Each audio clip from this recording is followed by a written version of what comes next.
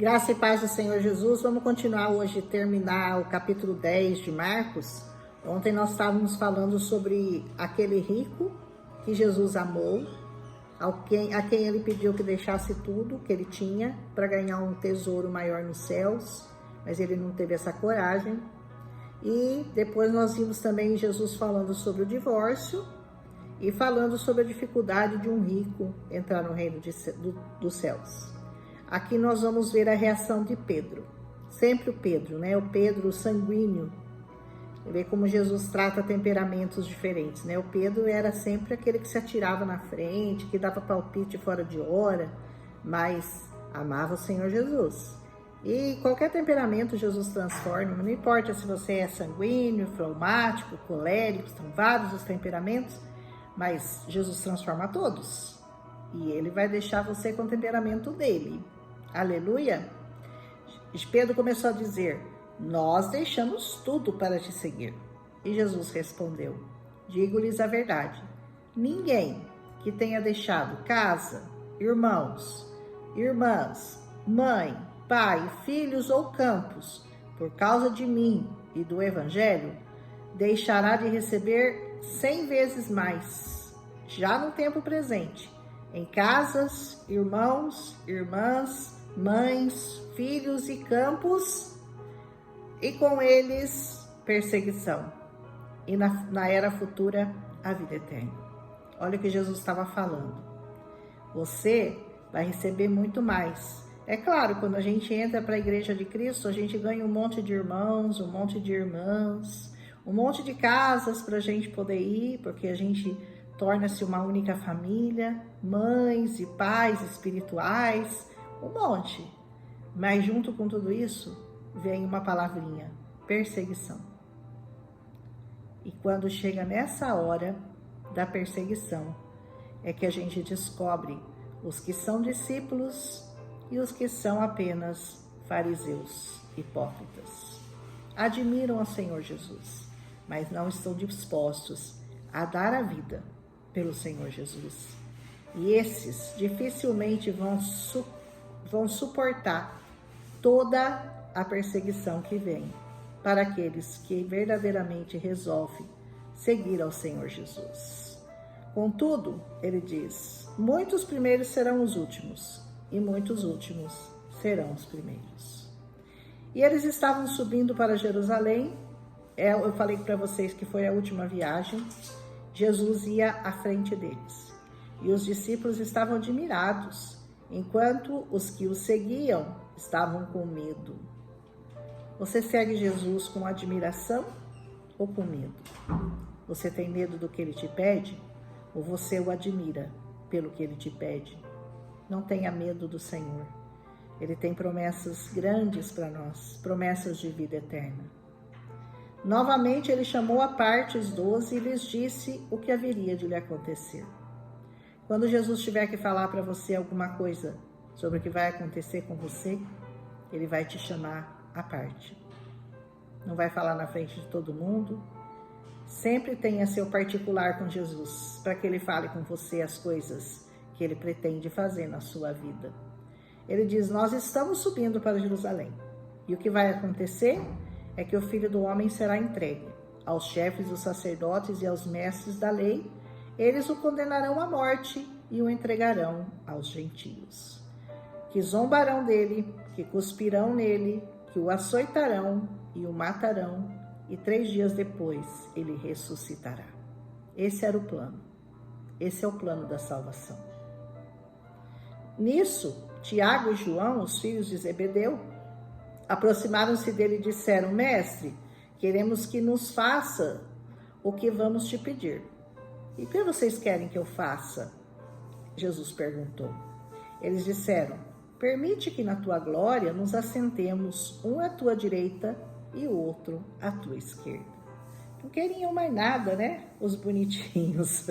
Não queriam mais nada. Um troninho para minha direita e para o meu irmão à esquerda, está tudo sossegado. Jesus lhe disse: vocês nem sabem o que vocês estão me pedindo. Vocês podem beber o cálice que eu vou beber? Ou vocês podem ser batizados com o batismo que eu estou sendo batizado? Veja bem, a morte de Jesus foi o batismo dele. Por isso que quando nós descemos as águas, nós também estamos sendo batizados. Ser batizado significa ser enterrado para o mundo e nascer para a vida eterna, nascer para Jesus. E ele diz, podemos. Uau! Eles responderam. Jesus lhe disse, vocês beberão sim o cálice que eu estou bebendo. Eles também foram mortos. O único dos discípulos que não foi morto foi João, que morreu lá na ilha de Patmos. Todos os outros tiveram mortes horríveis. Algum dia nós vamos fazer um estudo sobre a morte de cada um dos discípulos de Jesus. Vocês beberão o cálice que eu estou bebendo e serão batizados com o batismo que eu estou sendo batizado. Lembra que eles foram batizados pelo Espírito Santo lá em Pentecostes? Eles foram batizados. Mas o assentar-se à minha direita ou à minha esquerda não cabe a mim conceder. Esses lugares pertencem àqueles para quem foram preparados. Meu irmão, tem muita gente na sua frente, ele estava dizendo para o Tiago e para o João. Tem muito profeta aí importante, tem muita gente, tem João Batista, tem gente demais na sua frente para você querer pegar o trem andando, querer sentar na janelinha. Quando os outros 10 ouviram essas coisas, eles ficaram indignados com o Tiago e João. E Jesus os chamou e disse, vocês sabem que aqueles que são considerados governantes das nações as dominam e as pessoas importantes exercem poder sobre elas. Não vai ser assim com vocês.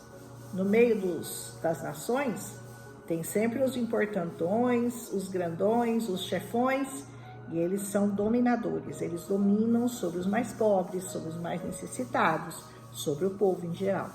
E diz, com vocês não vai ser assim.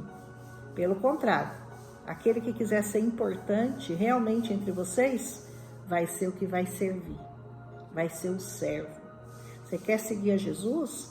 Você vai ter que servir. Servir a Deus, servir ao próximo, como a você mesmo. E quem quiser ser o primeiro, tem que ser escravo de todos. Você quer ser importante para Jesus? Você quer servi-lo na primeira fila? Então saiba que você será escravo de muitos. Você vai ser servo. Vai ser pisado, xingado, humilhado, escarnecido, tudo pode acontecer com você, se você quiser estar na linha de frente de Jesus. Mas vale a pena, viu? Vale a pena. Pois nem mesmo o Filho do Homem veio para ser servido, nem Jesus veio para ser servido, mas para servir e para dar a sua vida em resgate de muitos. Você está disposto a dar a sua vida em resgate de muitos, ajudar a tirar do inferno muitas pessoas?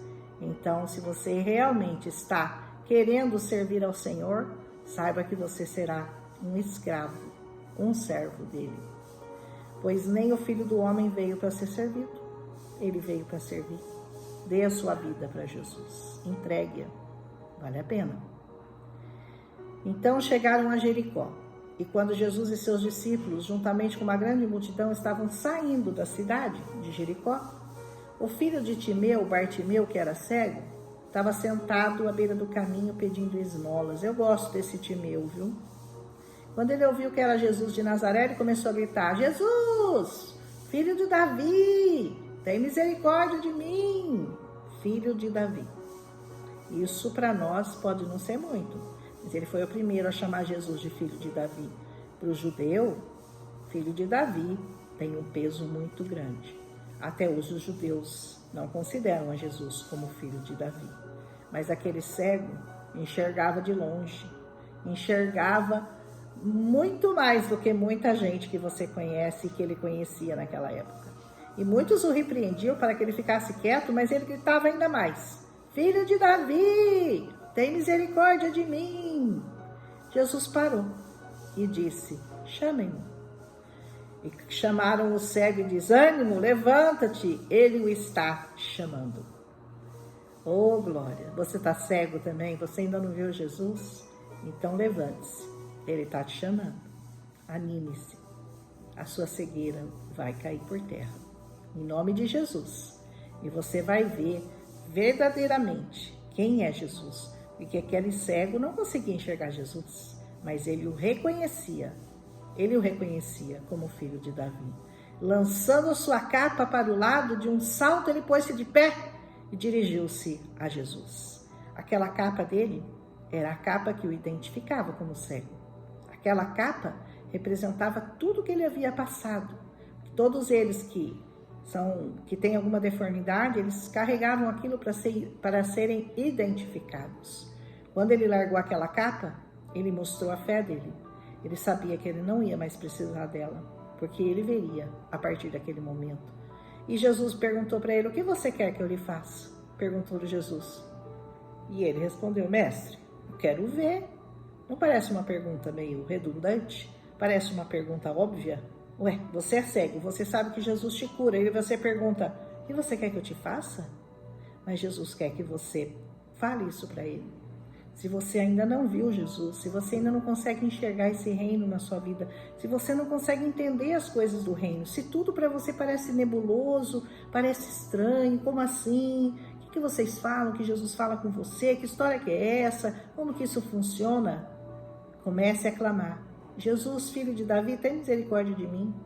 Lance a sua capa de incredulidade fora. Lance a sua capa de dúvida fora.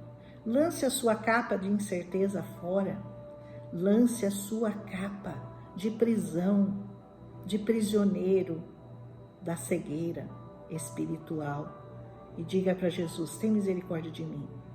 E ele vai te dizer: ânimo, levanta, fala aí o que você quer. Senhor Jesus, eu quero te ver. Eu quero ver. Quero ver a sua glória, quero ver o teu reino, eu quero ver. E Jesus disse para ele: vá, só isso. A sua fé te curou. Que a sua fé te cure hoje, meu irmão. E você lance a sua capa fora. Que verdadeiramente você possa reconhecer o Senhor e segui-lo. Imediatamente ele recuperou a visão e fazia o quê? Seguia Jesus pelo caminho. Já recuperou a sua visão? Já está conseguindo enxergar Jesus na sua vida? Porque ele está aí. Muito fácil você vê-lo na sua vida, na vida de tantas pessoas que ele já mudou. Basta você pedir isso ao Senhor. Peça, peça, e o Senhor te dará. Mas peça com fé. Não peça como quem pede alguma coisa que não pode acontecer, alguma coisa impossível. Se você acha que é impossível você crer em Jesus, peça a Ele: Senhor, eu quero crer. Ajuda a minha incredulidade, como disse aquele pai quando foi pedir para Jesus se ele podia ajudá-lo ou não. Como aquele pai fala: Senhor, abre os meus olhos, quebra as correntes que me prendem, solta-me.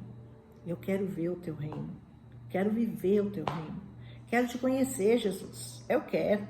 Faça isso, faz um teste e você verá que maravilha que é poder enxergar Jesus na sua vida.